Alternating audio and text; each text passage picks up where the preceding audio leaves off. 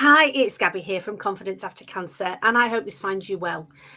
I want to quickly this week just talk about 7 mistakes that I see cancer survivors making time and time again. And first of all, to say there's no judgment here. I just want to share the lessons that I've learned because these are lessons that might help you as well.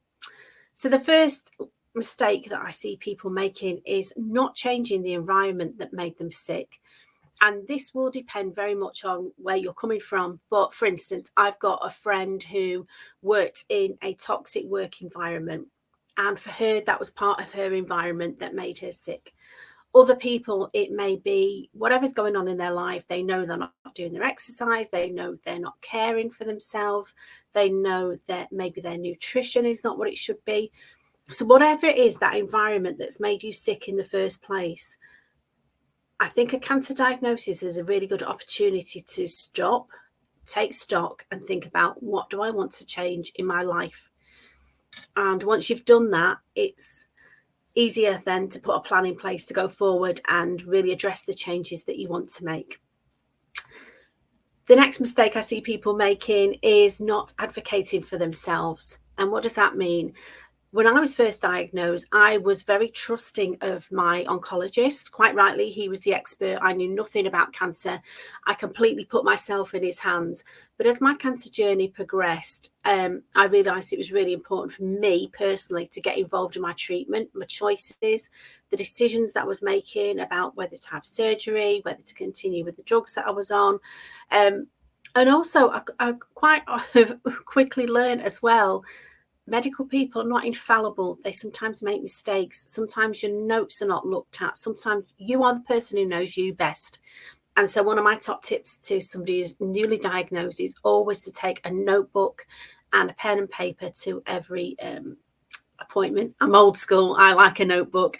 You make notes on your phone, whatever you do. But especially if your oncologist or your doctor or your consultant is throwing around medical terms that you don't really understand, I found it helpful for me to write those down, go away and find out what that terminology meant, because it was, again, new words for me. That helped me to participate in my treatment plan. I wasn't a passive passenger. I became probably a bit of a pain in the backside to my doctor, but I became active. And I feel that, the people that do well are the people that get involved, find out what's going on with their treatment, and become an advocate for themselves, become, if you like, somebody who's going to stick up for them and not just blindly follow what the medical advice is, because you're an individual, and medical advice, as technically brilliant as a doctor may be, he's not you. He or she's not you, and they don't know how you're feeling. They don't know how you're reacting unless you tell them. So you've really got to become an advocate for yourself. And if you find that difficult, then find a friend, find somebody that you can rely on who will do that for you. Again, I've got a good friend, and for her, it was a mother-in-law who was quite a feisty lady who came to her with to the appointment and asked the questions that my friend didn't feel empowered to ask. So the next mistake I'm going to say is that I've seen time and time again is not learning which foods feed cancer. And there's so many different opinions on this. And I'm not going to say anything too controversial, because I'm not here to tell you what you should eat and what you shouldn't eat. But I will tell you that there's a lot of evidence, not just for cancer, but for all sorts of illnesses, that processed foods are doing you no favours. If there's chemicals in your food, if you read on a packet an ingredient that you can't even say, that you don't recognise, your body's not going to recognise that either. And I really believe when you're eating or drinking, you are either feeding your illness or you're making yourself better. You've got choices. And it's a very empowering thing to learn some simple nutrition strategies that will help you. It might be mindset, it might be the placebo effect, who knows? But if you were eating well, you're eating whole foods, you're not eating processed foods, or occasionally. I'm not saying I'm perfect all the time, because I'm really not. Life is for living, and I would hate you, as I've seen somebody do, to drink a green smoothie and be forcing it down because they absolutely hated it. Me personally, I love a green smoothie. It's a joy for me. I feel really refreshed and energized when I drink a green smoothie. I love it.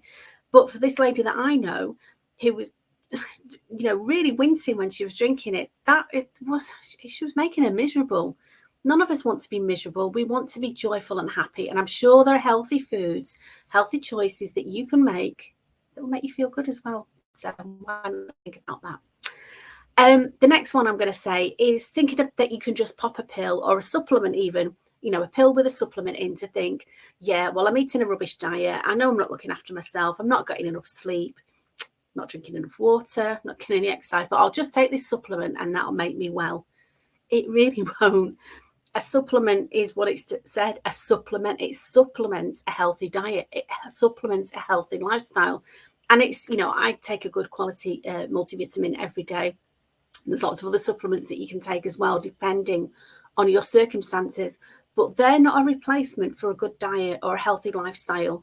They can help you, and especially if you've been ill and if you're tired and maybe you're not eating the things that you should be eating, they can help you get along that path. But they're not a replacement for really addressing maybe what's going wrong in your diet or your lifestyle.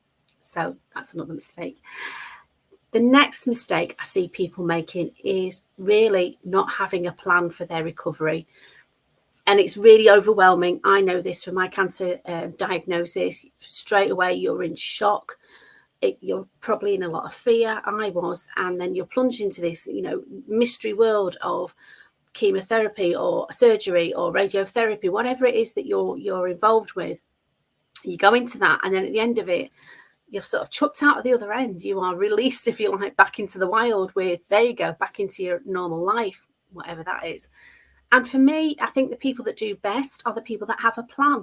Now, your plan could be, actually, this is the way I'm going to live. I don't want to hear about cancer anymore. Thank you. I've done with that. It's taken months, maybe years of my life away from me, and I'm not going back to that place. But whatever your plan is, find a plan that works for you.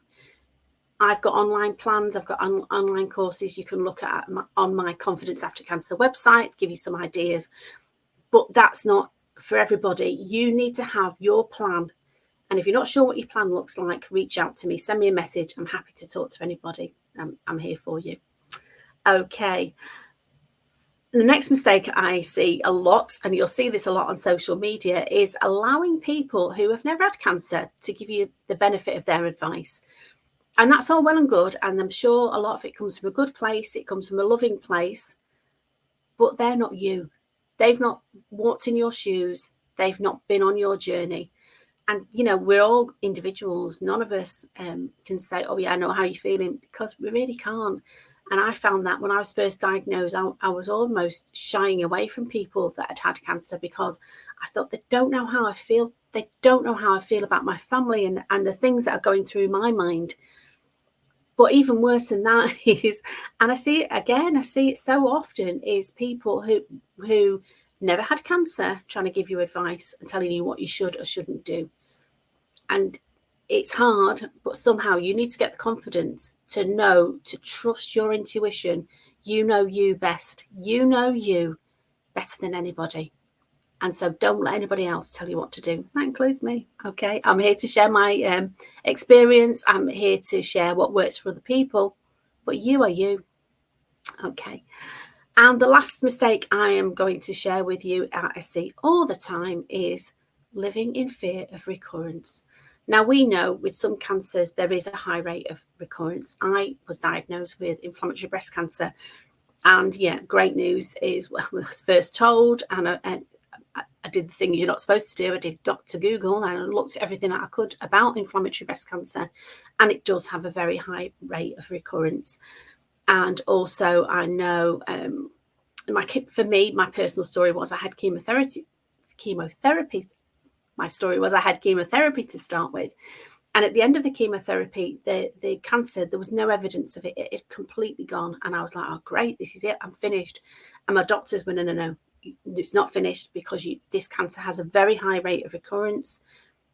And to stop that happening for you, we want to give you the best chance. And we recommend a mastectomy next. And I really didn't want to do it, but I was persuaded by people around me that that was the way that I should go. So I almost always had that sword of Damocles hanging over me that, this could come back, this could come back. And that gets slightly easier as time goes on. I'm 15 years, no evidence of disease now, which is a great place to be. But I've tried really hard, and it's not always easy, I know that, but I've tried really hard not to live in fear of recurrence, because to me, if you're living in fear, that's not living. We all want to be happy and healthy and enjoy every day. Now, some days are better than others. We know that. That's life. You're going to have your ups and downs. But don't live in fear. Please just don't live your life waiting for that diagnosis to come back again, because that's not really living to me. So I hope those 7 tips help you. Mistakes that other people make, you don't have to make them. And I'm here for you. If you want to learn anything about what I've talked about today, get in touch with me. The link will be below this video. Or if you're listening on the podcast, the links will be below. My website is confidenceaftercancer.co.uk. Reach out to me. You can find me on social media at Gabby Motti or Gabby Mottershead. I'm here for you. Okay, so have a brilliant week, whatever you're doing. Stay safe, take care.